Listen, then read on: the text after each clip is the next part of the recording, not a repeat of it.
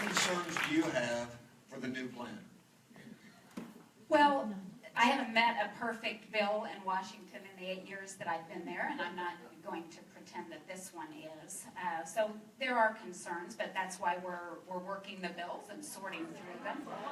Certainly, the cost, the premium cost, again, I think the score will show will be decreased under this plan, so I don't think you have to worry about an increase. You can read the CBO score on that.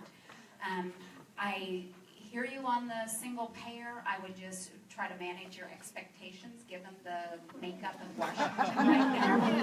I think that is highly unlikely. That was litigated in the last campaign.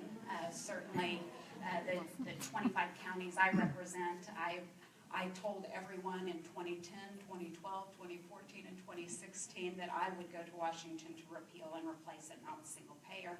And that is how the majority in the House and the Senate and the President got elected. So I'm just trying to manage expectations. But I'm glad you're here. I'm glad you voiced your concerns, and I'm happy to take a look at those.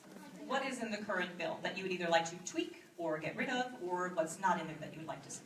Well, I think we have some work to do, again, once the score comes out. That would be my main concern, is having, we worked the part that has jurisdiction on Ways and Means Committee this week because Joint Tax had already scored our piece. They had not scored the Energy and Commerce. I think that's really important for us. My preference would be not to work a bill unless we have a score. And so once we get that score, I think we go to work to try to make the pieces to the puzzle fit. Lady in the blue sweater here.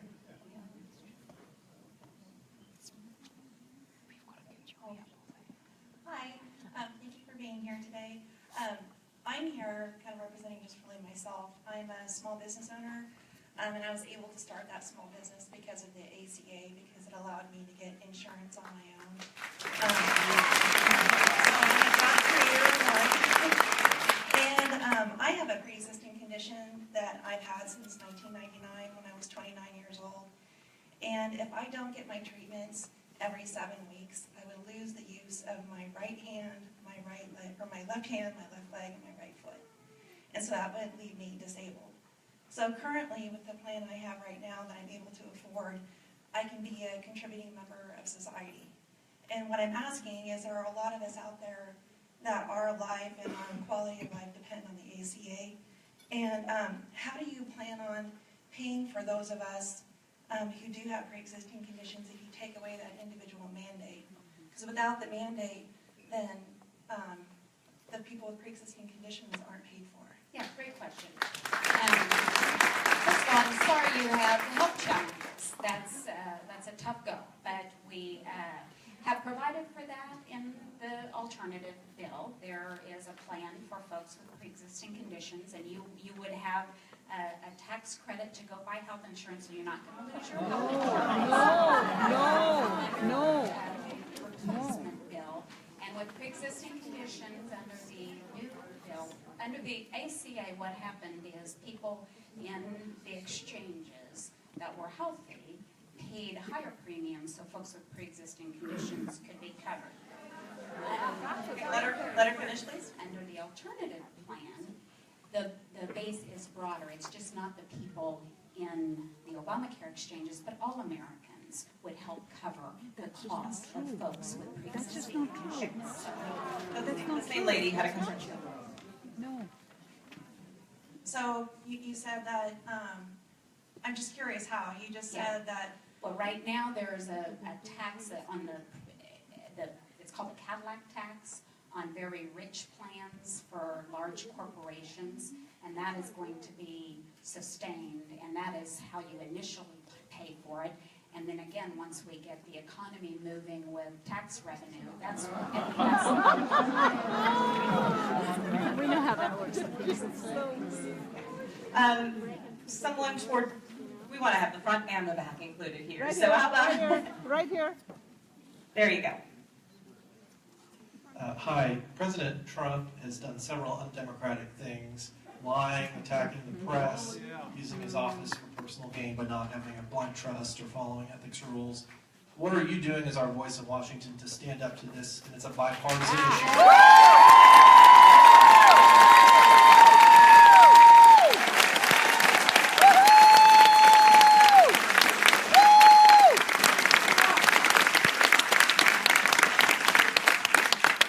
I think that the House and the Senate, certainly Congress as a whole, has a duty for oversight, and we have not only an oversight committee, but many oversight subcommittees within our standing committees, and that is their job to be able to do that.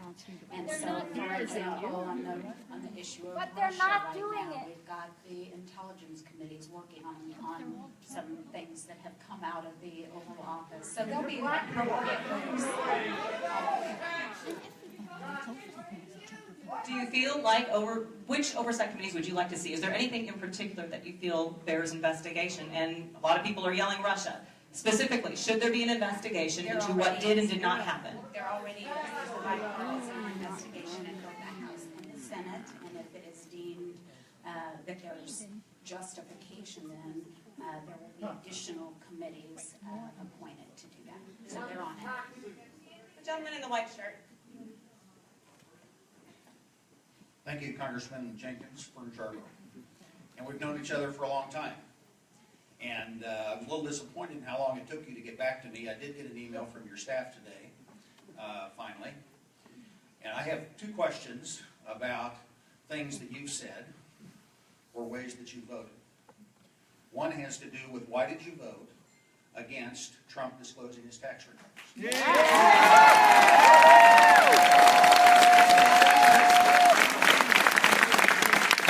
I would prefer the president show the American people his taxes during the campaign.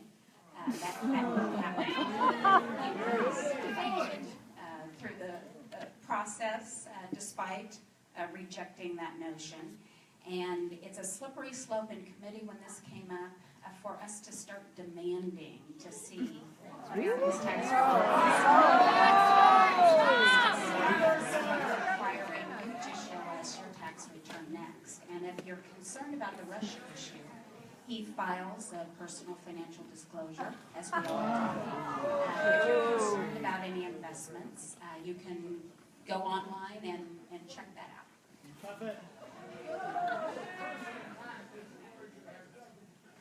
Oh, here's the financial disclosure form. If you're concerned about his investments, you can come up here and review it after. It's online. You can go online and look at it all you want. Where is it online?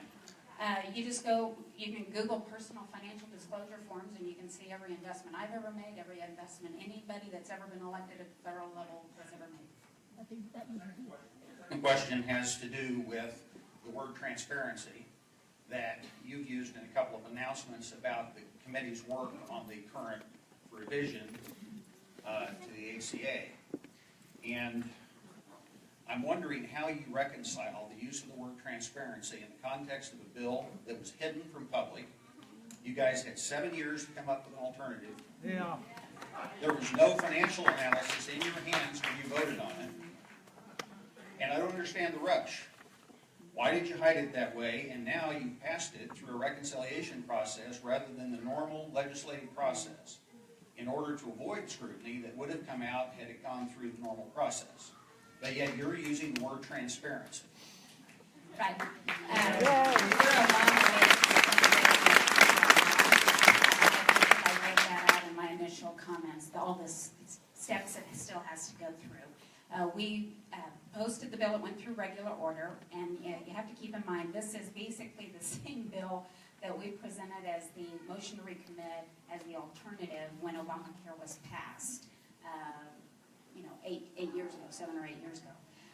And so this bill has been out there in bill format. I've been a co-sponsor in various iterations over the last 8 years. And so for anyone to be shocked by what's in the bill, it was in our Better Way agenda that I traveled all across the 2nd District campaigning on this last campaign cycle, told you exactly what was going to happen. It's gone through regular order. Like I said, in Ways and Means Committee, Joint Tax had already scored our piece of it, so I was happy to go ahead. I felt like I had all the full information for the stuff in our jurisdiction. And it's going to continue to go through an open and transparent process. It's going to budget committee. You've had, a week now. You'll have another week through budget committee, another week through rules committee, probably another week through the House, and then it starts all over in the Senate, where you'll have additional time, and that's why I'm here. That's why I'm here, to listen to your concerns, and you shouldn't have to have all your concerns today. If you need more time to read it, it's not that large of a bill, but it's not 2,300 pages like the Affordable Health Care, and you have to keep in mind that was worked without a CBO score and was rushed through very partisan. No, At least we're trying to 6 use months the for them to bipartisan even get to the point where you are. Waiting in the aisle.